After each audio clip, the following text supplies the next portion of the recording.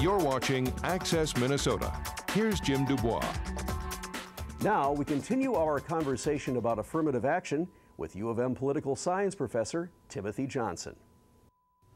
The term affirmative action again first used in the early 1960s, but we don't see the first Supreme Court case regarding this until Bakke in 78. Is that correct? Absolutely. I don't think that the court wanted to get its hands into this particular legal issue, at least initially, and that's akin to the court not wanting to get into the abortion issue right away and some other major issues where the court says, look, we're going to, in its parlance, we're going to let these issues percolate, not only in the lower parts of our legal system, but we'll let them percolate throughout state legislatures, the federal Congress, and let our elected officials deal with these issues. The other reason why it probably took 15 to 16 years for the court to finally take this issue is that the court wants to find the perfect case. Now, there's not always the perfect case. In fact, there's probably never the perfect case for any issue that the justices decide.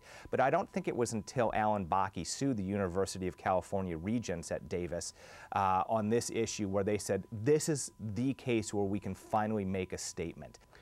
Do you think there has been a change in public opinion due to a diminishing memory of the struggles to get where minorities are today? It's a really good question. I think that it's partially about our memories, but the other part of it, in fact, was brought up at the Supreme Court oral argument in Fisher by Justice Alito, and that is, his argument was that this may not necessarily be about race anymore, that it may be about socioeconomic status. And so he was questioning the attorney for the University of Texas and said, do we really need an affirmative action program for the upper middle class African Americans who want to go to the University of Texas Law School, or University of Texas generally, just so the university can say we have a diverse population?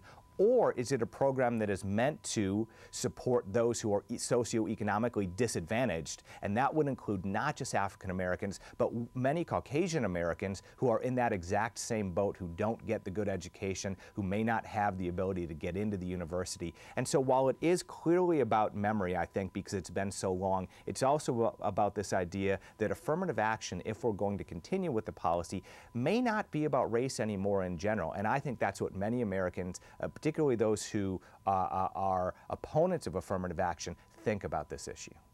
Since 2000, we've seen 3 other cases involving affirmative action come before the Supreme Court.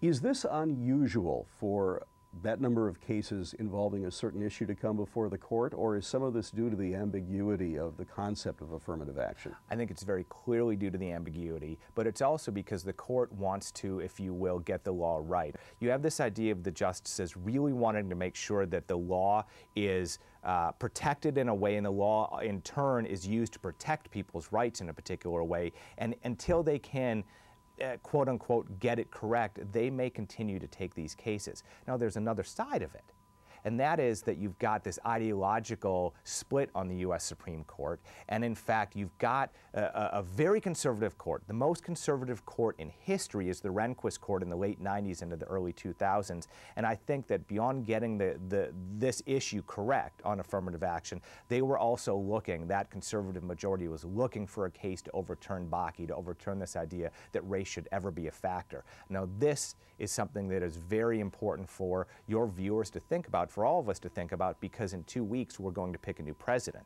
And in fact, if Governor Romney wins, now we're going to maybe have a Supreme Court into the future that will continue to look at affirmative action as a policy that we should maybe get rid of and that harms the equal protection of Caucasian Americans. If President Obama wins, and he gets to replace maybe 2 justices on the court, we now go from a 5-person conservative majority to possibly a 5-person liberal majority, and this is where you'd see the court take even additional affirmative action cases because they may want to go back to Bakke, they may want to go back to Grutter to reinstill this notion of using race as a factor. Timothy R. Johnson is a Morris alumni, distinguished teaching professor of political science at the University of Minnesota. Professor Johnson, thank you so much for joining us on Access Minnesota. Thanks for having me. When Access Minnesota returns, a look at the affirmative action policies at Minnesota's largest public university. Access Minnesota will return after these messages.